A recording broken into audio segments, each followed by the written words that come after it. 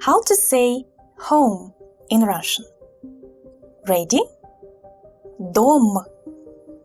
Dom. This is a noun. And here is what it looks like in a dictionary. Let's pronounce the dictionary form again. Dom. This word can be translated as home or house, so the actual building. Now, let's look at the location form. You use the location form when you answer the question where. Where? At home. So the location form of this noun will be Doma. At home. Doma. Some examples. Я дома. I am at home.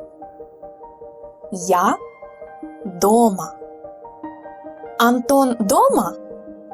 Да, он дома. Is Anton at home? Yes, he is at home. Антон дома? Да, он дома. Это дом, который построил Джек.